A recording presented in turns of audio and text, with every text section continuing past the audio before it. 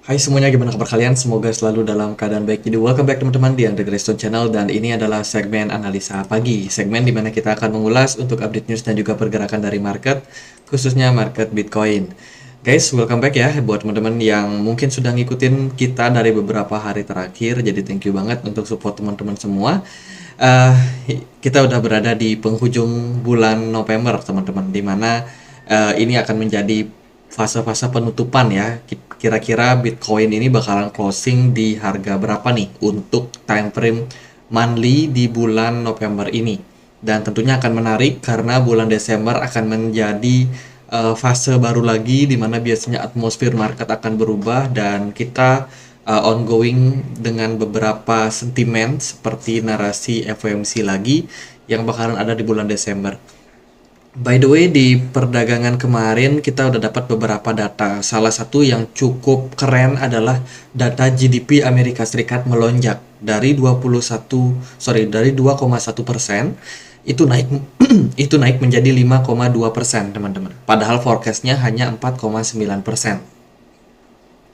Menariknya dari data GDP ini itu peningkatannya bahkan sampai 2 kali, lebih besar dari 2 kali lipat teman-teman. Ini kan menunjukkan bahwa sesuatu ya perekonomian dari Amerika Serikat itu masih sangat-sangat kuat. Fed sendiri pun pengen terjadi perlambatan ekonomi, namun perlambatan ekonomi itu juga ditunjang sama penurunan inflasi. Jadi sebenarnya Fed nggak berharap-harap banget perekonomiannya membaik, ya kan? Jadi Fed pengennya ya terjadi kenaikan, tapi kenaikannya nggak sesignifikan seperti ini juga, teman-teman. Nah, dari sentimen ini bisa memunculkan efek hawkish kembali kepada Fed, teman-teman, terkait dengan kenaikan suku bunga, potensial kenaikan suku bunga pada FOMC bulan Desember nanti. Lalu kemarin juga kita dapat data soal crude oil inventory dan juga ya beberapa member yang ada speech, teman-teman. Kemudian di perdagangan hari ini kita akan dapat beberapa data penting lagi teman-teman. Salah satunya adalah manufacturing and non-manufacturing untuk China. Lalu akan ada data soal CPI and core CPI Uni Eropa. Kemudian juga ada OPEC meeting. Nah, ini OPEC meeting ini dikabarkan bakalan memangkas produksi minyak. Jadi mungkin oil akan berimpact juga. Lalu dari Amerika Serikat akan ada data soal core PCE inflation atau PCE inflation ya. Ini merupakan data inflasi yang sering sekali menjadi acuan Fed dalam hal mengambil keputusan. Menurut saya akan sangat-sangat penting. Dari forecastnya sih kita lihat data core PCE-nya berpeluang turun sampai 0,2% dari sebelumnya 3,7% menjadi 3,5%. Semoga inflasi beneran mengalami penurunan. Kemudian dari data-data lain, Christine Lagarde juga bakalan speech di perdagangan nanti. Kemudian juga ada FOMC meeting, William juga bakalan speech. Dari Amerika Serikat akan ada data soal penjualan rumah tertunda pending home sales. Itu sih dari beberapa data. Sekarang mari kita cek dia dari Fed Rate Monitor Tools terkait dengan data kemarin, yang mana kelihatannya sih dari PDB itu mengalami tren kenaikan, teman-teman. Kalau kita melihat ya dari data ini, FOMC akan ada lagi, maksudnya kenaikan suku bunga akan ada lagi di tanggal 14 Desember 2023. Kalau kita melihat dari forecastnya, kemungkinan Fed masih bakalan pause sebanyak 99,7%. Tentu data ini masih bisa berubah seiring dengan kita dapat beberapa data perekonomian nanti, teman-teman. So far sih ya 99,7% bakalan pause atau mempertahankan suku bunganya di 5,5%. Dari market kripto kemarin cukup bervariasi, ada beberapa berita teman-teman, berita buruk dan berita baik. Salah satu kabar duka datang dari Berkshire Hathaway. Ini adalah ya Charlie Munger ya, rekannya Warren Buffett, investor legendaris saham teman-teman. Dan Charlie Munger sendiri juga memegang posisi di Berkshire Hathaway ya, salah satu perusahaan hedge fund yang terbesar di dunia, teman-teman, yang mana kemarin tutup usia yang ke-99 tahun, teman-teman. Ini adalah usia yang sangat-sangat panjang ya, di mana seorang investor saham itu punya ya bisa dibilang meninggal dengan damai lah, teman-teman. Ya, ini kabar duka buat market kemarin. Market juga kemarin nggak terlalu banyak gerak kalau kita perhatikan. Kemudian dari berita yang lain juga datang dari Cristiano Ronaldo yang mempromosikan Binance, di mana Binance ini dianggap sebagai security yang tidak terdaftar. Dan akhirnya dari Cristiano Ronaldo itu digugat sampai 1 miliar US dollar atau sekitar 790 juta euro. Ya, ini digugat teman-teman terkait dengan dia menjadi brand ambassador dari Binance, ya, mempromosikan perusahaan yang tidak terdaftar. Jadi ada-ada aja memang kasus-kasus yang menyerang apapun yang terkait sama Binance. Kemudian berita datang dari fintech firm dari Sophie, ya. Ini juga salah satu perusahaan perbankan, teman-teman. Itu dikabarkan untuk exit crypto business. Jadi keluar dari segala sesuatu yang berhubungan sama bisnis. Ya, ini berita yang kurang bagus sebenarnya. Dimana kalau kita perhatikan ini adalah migrate UK based blockchain. Jadi ya perusahaan yang memberikan fasilitas keuangan di UK, United Kingdom, teman-teman. Dan tentunya ini dianggap sebagai salah satu hal yang berkaitan sama kasusnya Binance juga. Karena dianggap cryptocurrency ini adalah aset kelas yang sangat-sangat riskan, teman-teman, sangat-sangat berisiko. Jadi ya akhirnya Shopee memutuskan untuk mundur. Kemudian ada berita dari upgrade yang akan dilakukan oleh BNB developer. Jadi kan dalam beberapa waktu memang dikabarkan dari Binance sendiri, BNB Smart Chain, ya, BNB Chain itu mengumumkan akan melakukan upgrade. Upgrade ini ternyata akan menghasilkan beberapa keunggulan, teman-teman. Seperti transaksi dari BNB yang bakalan lebih murah, kemudian kecepatan transaksinya juga akan lebih kencang sampai 2 kali lipat. Sementara fee yang dibayarkan itu bisa diskon sampai 90%, teman-teman. Tentunya ini akan meningkatkan yang namanya penggunaan dari BNB ke depannya. Kemudian juga mereka akan tetap melakukan integrasi dengan beberapa platform blockchain lain seperti Optimism dan juga Arbitrum yang ada di jaringan dari Ethereum. Jadi ini adalah upgrade yang sangat penting untuk BNB. Semoga aja bisa mendongkrak harga dari BNB ke depannya. Lalu ini ada laporan dari CoinGecko terkait dengan kondisi GameFi, sektor GameFi, teman-teman. Kalau kita perhatikan dari chart ini menunjukkan bahwa sektor GameFi itu adalah sektor yang sangat-sangat berisiko. Terbukti dari data di tahun 2018, 2019 sampai 2023. Di mana kalau kita perhatikan dari data, ya, ini menunjukkan bahwa banyak sekali game yang bangkrut, teman-teman. Games, project-project crypto berbasiskan GameFi itu collapse karena tidak tahan dengan persaingan. Menurut saya sih memang sah-sah aja. Kenapa demikian? Karena yang namanya game itu punya masanya. Tidak selalu game itu sustainable. Tidak selalu game itu diminati. Bayangkan dulu rame banget main COC. Sekarang nggak ada yang main. Mungkin sedikit yang main. Dulu rame banget orang main Point Blank. Sekarang nggak ada yang main Point Blank, teman-teman. Jadi bisa dibilang ini adalah sebuah transisi di mana memang game itu harus terus berinovasi, game itu harus terus berkembang. Jadi otomatis sektor-sektor GameFi itu menurut saya adalah sektor yang sangat-sangat berisiko kalau teman-teman masuk. Kecuali masuknya di kala bull run, nah itu beda, teman-teman. Tapi kalau teman-teman masuk di saat puncak, ya kan, di mana kita akan masuki fase bearish, nah itu jangan harap teman-teman bisa lolos dari yang namanya gejolak market. Bahkan game-game GameFi yang besar-besar aja tumbang. Axie Infinity contohnya tumbang ketika bear market kemarin 2021. Padahal valuasinya ketika dia rally itu naiknya gila-gilaan, teman-teman. Itu ya di take note. Sektor-sektor GameFi itu boleh kalian masukin kalau lagi bullish. Kalau lagi bearish jangan sekali-sekali, teman-teman. Kemudian ada berita bagus kemarin dari IOTA. Kemarin udah naik ya harganya.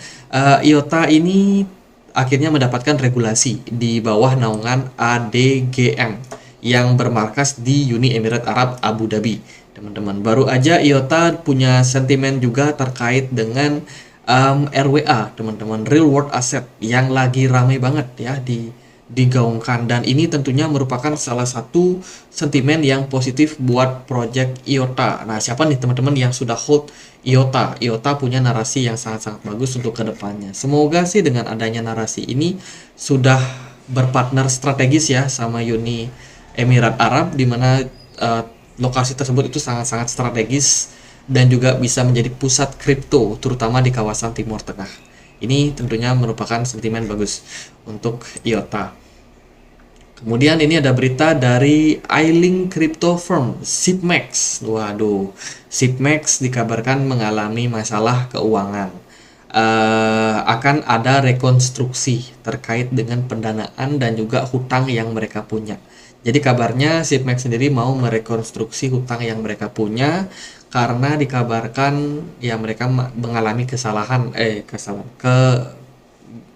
mengalami masalah teman-teman di bidang keuangan mereka. Sipmex adalah salah satu exchange yang berasal dari Asia ya. Kalau nggak salah dari Thailand ya teman-teman. Nah itu juga dia sudah masuk ke pasar Indonesia, sudah terregulasi Bapepti, hanya saja saat ini dia lagi dalam masalah hutang. Waduh, hati-hati buat teman-teman yang punya exchange Sipmex nih teman-teman. Karena ya semoga aja sih aman ya, kita berharapnya aman teman-teman. Tapi kalau udah mendengar berita-berita seperti ini sangat-sangat sensitif terhadap market. Lalu datang dari Philippines, Securities and Exchange Commission, SEC-nya Philippines itu dia mengatakan bahwa Binance itu tidak terregistrasi. Waduh, bertubi-tubi ya. Teman-teman, di Indonesia sendiri sih memang sudah jelas Binance tidak terregistrasi, memang sudah dianggap dilarang teman-teman. Kalau di Indonesia, ini dari sekarang datangnya dari Filipina, negara tetangga kita yang menganggap bahwa Binance juga terlarang di sana ya untuk pengoperasiannya. Jadi belum mendapatkan license. Berita yang lain datang dari Velodrome. Nah, ini ada berita cukup menarik teman-teman. Ini baru aja di tweet tadi ya. Fronted kami saat ini sedang disusupi. Mohon untuk tidak berinteraksi dengan Velodrome saat ini. Tim sedang menyelidiki dan akan berkomunikasi lebih banyak. Buat teman-teman yang pegang token yang berhubungan sama Velodrome harus berhati-hati ya. Velodrome ini salah satu platform finance teman-teman, central trading and liquidity marketplace atau DeFi teman-teman. Ini baru aja kena masalah hacking ya. Ini baru aja dia sampaikan dan tentunya ini bukan berita positif buat yang pegang token namanya Velo ya kalau nggak salah. Atau Velodrome, apa sih nama token Velodrome? Velo CMC, Velodrome CMC. Itu nama tokennya Velo ya teman-teman. Hati-hati teman-teman, ini lagi dalam kondisi bermasalah. Kemudian kemarin ada berita dari FedWaller, ini baru aja confidence untuk membuat inflasi mengalami penurunan. FedWaller menyatakan keyakinannya bahwa kebijakan berada pada posisi yang tepat untuk menurunkan inflasi. Wah, ini udah mulai bangga nih dari Christopher Waller pada wawancara di hari Selasa kemarin, mengungkapkan bahwa dia cukup confidence atau percaya diri karena inflasi sudah under control Fed.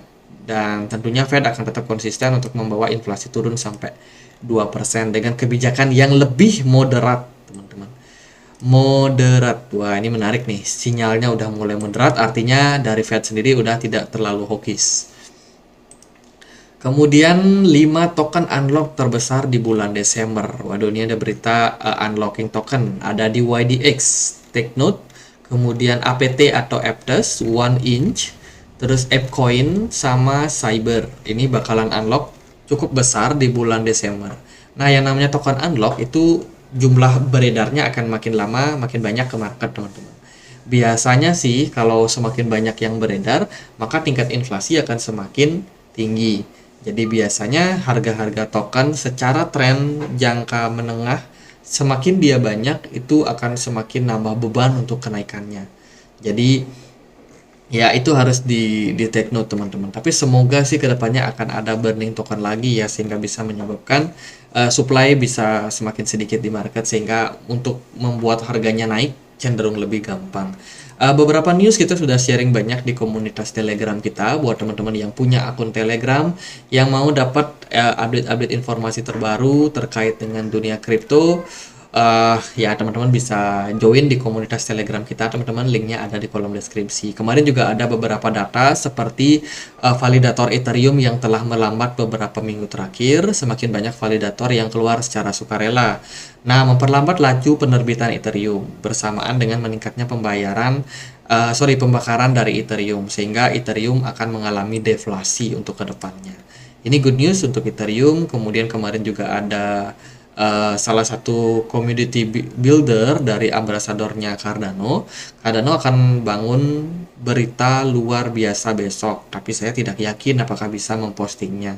Jadi ini diposting juga kemarin, teman-teman, yang bisa meningkatkan news dan juga sentimen dari market.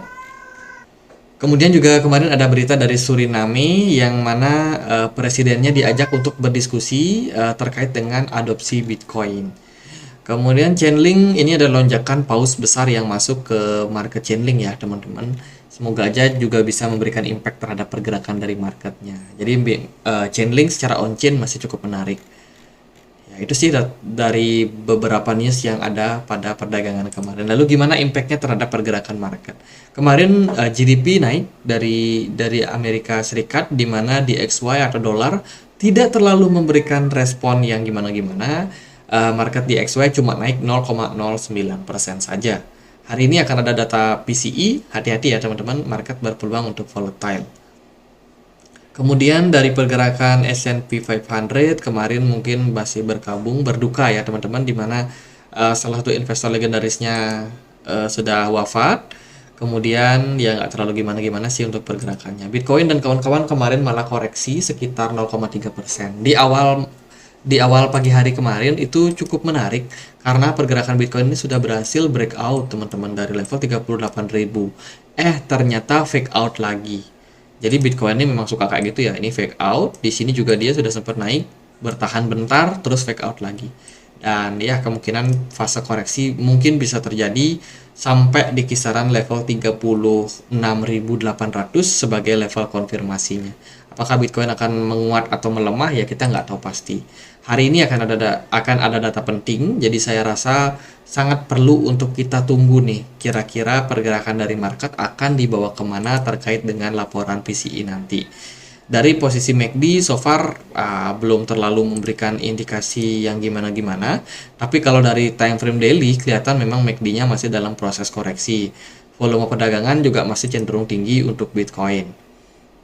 Kalau kita lihat dari BTC dominance-nya di perdagangan kemarin masih mengalami penguatan. Beberapa altcoin pasti tertekan. Kaspa kemarin masih tertekan 4%, GRT juga tertekan sekitar 2%. Polygon Matic ini agak strong nih teman-teman, padahal ya Polygon udah mulai agak ada tanda-tanda penguatan tuh. Mungkin karena upgrade yang akan mereka lakukan ya buat kedepannya. Kemudian dari Polkadot kemarin juga terkoreksi. Beberapa koin juga mengalami koreksi di perdagangan kemarin guys. Itu sih paling buat Bitcoin hari ini, kayaknya lagi wait and see lagi, nunggu gimana rilis data dari PCE. Apakah bakalan positif, apakah bakal negatif ya teman-teman. Kalau kita perhatikan dari indikator Loken, sementara posisi smart money masih stay di market, meskipun ada beberapa yang sudah mungkin melakukan aksi taking profit teman-teman, tapi so far market masih wait and see untuk saat ini. Jadi saya rasa analisanya mirip seperti yang kemarin aja. Let's say kalau Bitcoin berhasil kembali naik ke level 38.000 itu sinyal positif. Saya sendiri menunggu pola ascending channel terbentuk dan membawa Bitcoin kembali rally sampai kisaran level 40,9 ribu ya, 40,9 ribu atau di 41 ribu lah teman-teman. Kisaran level tersebut berpotensi menjadi target price jangka pendek Bitcoin. Dengan catatan Bitcoin tidak breakdown dari level 36.600. Gitu paling buat update Bitcoin kali ini. Semoga videonya bisa bermanfaat. Ada banyak news teman-teman. Sorry banget kalau videonya agak panjang. Ya gitu aja. Semoga videonya bisa bermanfaat. Dan akhir kata saya Andri. Makasih.